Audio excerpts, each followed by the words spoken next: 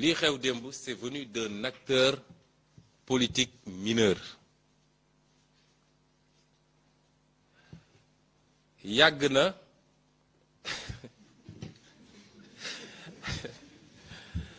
yàgg na xam nga li tubaab di wax complexe d'infériorité yàgg na di wax ci Ousmane Sonko di yónni ay nit ñuy saaga Ousmane Sonko di bindulu ci Ousmane Sonko bu binduloo sax ba joxe site yi ba pare day fay ne leen désactiver commentaires yi loolu yàgg na koo def. C'est un acteur politique mineur boo xam ne propre bureau de vote am élection yi passé duma nañ ko fa ba ngoon si da doon jooy kooku man duma moroomam baayam ci politique mooy sama nawle.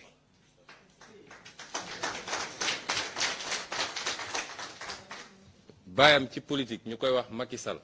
man mooy sama vis-à-vis donc bu dee dafa foog ni yi muy def nii dina yokk valeur am ci Macky Sall comme Macky yooyu la bëgg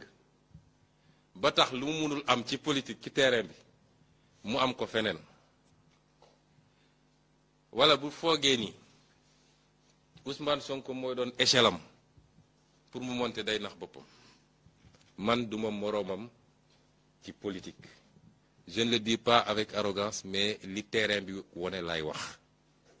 bokkuñu ay ambition defe naa li gën a rëy ci rêvam mooy di être maire de Ziguinchor qu'il ne sera jamais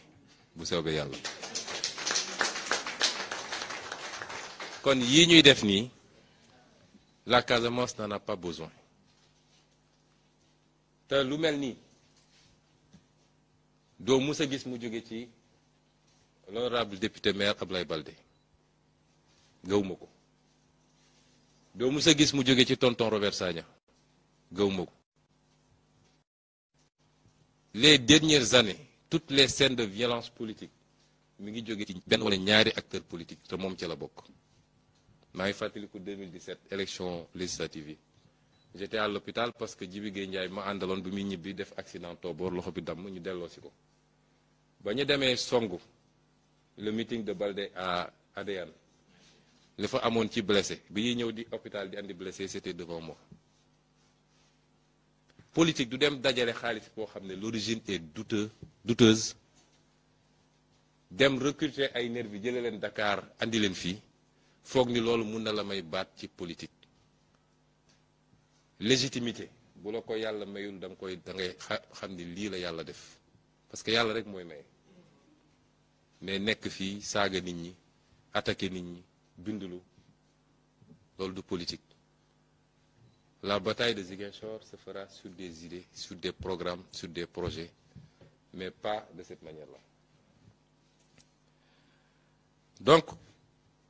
ñaareel bi mooy Sénégal ci boppam li mu jot a dund jàpp naa ni le Sénégal a payé un très lourd tribut ci ay comportements yu mel nii indépendance ba tey. te bi ci mujje mooy li fi xew au mois de mars nga xam ne fukki bakkan ak ñeent rot na ci ba tey ji ñuy wax nii Macky Sall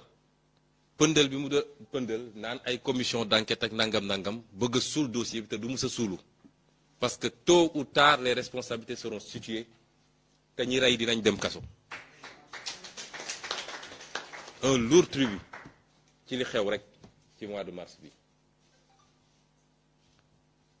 kon yii soxlaatuñu ko ci politique ku wóolu sa bopp wóolu sa xam-xam am say idée am say projet ak ay programme ñëwal gaaral ko askan wi ñu bàyyi nag le peuple souverainement mu seet ki ko doy mu ne kii laa tànn fii nag peuple bi tànn na ba noppi bu yàgg donc fii débat moo fi amut may wax ni Pastef nag bi mu juddoo ba léegi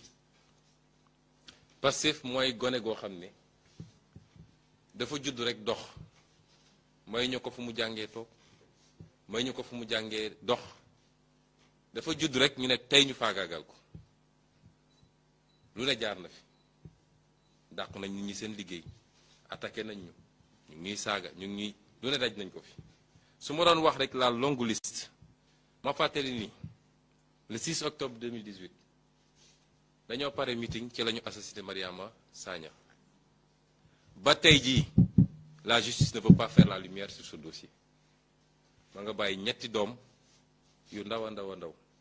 ba tey jii ñun ñoo jël en charge lépp lu jëm ci seen njàng ak seeni soxla ba léegi justice waxul ci loolu te nee nañu jàpp nañu ki rey loolu la ñu wax ba léegi justice àdduwu ci assassinat dans des conditions yoo xam ne décence may ñu wax ko fii ñu doxati tuuti fàttaliku ngeen li fi xewoon ci parrainage yi nga xam ne booba suñu gendarmerie ci boppam la ñu utiliser ne leen dem leen kër yaayu Ousmane Sonko nangu fiche de parrainage lan moo gën a ñaaw loolu ci république un corps républicain ñu jël gendarme ne ko demal maître Diagne mii toog di sama avocat boobu dama déposé woon plainte moo topp dossier bi ba ñu condamné gendarme ba ko defoon waroon nañu continuer parce que ki ko jox ordre la ñu waroon remonter parce que moom dañ ko exécutant kese la waaye suul nañu dossier boobu te bi mu amee dégg ngeen ñoom ñëpp ñu yuuxu ki newoon ministre de l'intérieur moo njëkk a dem ci télé ak rajo yi ne voilà victimisation dara amu fa ci loo xam ne ñëpp fekkee woon nañ ko ñu doxaat tuuti 23 janvier 2019 ñu attaqué suñu siège Yoff gaañ fa ay xale yi fa nekkoon daa di saccagé télévision chaise lu fa newoon yëpp ñu saccagé ko ba léegi enquête amul ci loolu est-ce que mos ngeen dégg ni ay militants Pastef dem nañu attaquer le siège de quelqu'un wala le meeting de quelqu'un wala l'activité de quelqu'un amagul fii Sénégal la violence vient toujours d'un seul et même côté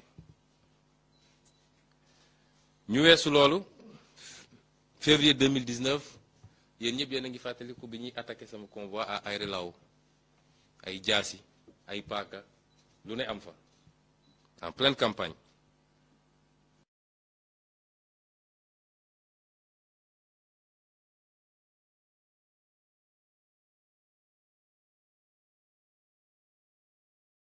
ñu jóge foofu ñu attaqué waat suñu convoi à Fatick gaañ fa ay nit gaañ yu métti ba tey jii may wax ak yow am na ñoo xam ne ñu ngi jógee Fatick di ñëw faju Dakar ay rééducation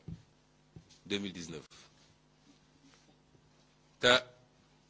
ñi ko def ñoom ñëpp xam nañ leen fu nekk attaque bi fa am ministre bi ko def xam nañ ko waaye damay wax toujours ni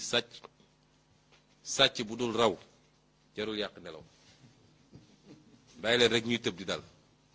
fii Sénégal la te Sénégal du jeex commencé wul tey te du jeex tey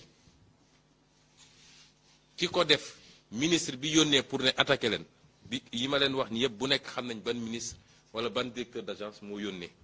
jënd jaasi ya jënd xeer ya joxe xeer ya ne leen dem leen attaqué Sonko et son convoi ñu jógee foofu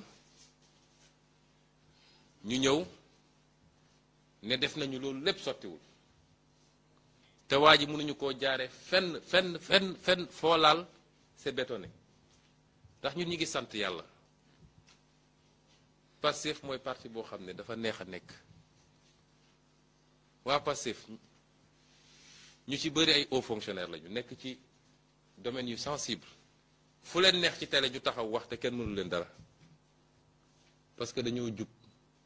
musuñoo sàcc musuñoo jël lu ñu moomul musuñu leen corrompre musuñoo corrompre moo tax ñu nekk à l'aise bëri nañu ànd ak Macky Sall di fonctionnaire bis bu ñu critiqué woon Macky Sall du suba ñu génne leen dossier kaso lañ jëm li ëpp sax ci nekk fonctionnaire ànd ak Macky Sall génne la dossier CENTIF wala dossier OFNAC wala dossier IGE wala dossier moo tax ñu lem seen génn dem toog ci Macky Sall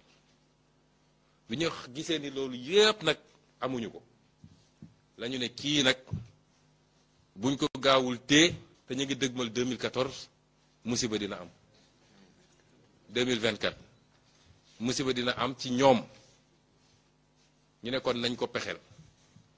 daal di def cette mascarade ce complot boo xam ne amul ku mu réer àdduna bi lii complot la. bañ ca demee nag ba ci biir parce que it ñun ay nitu jàmm lañ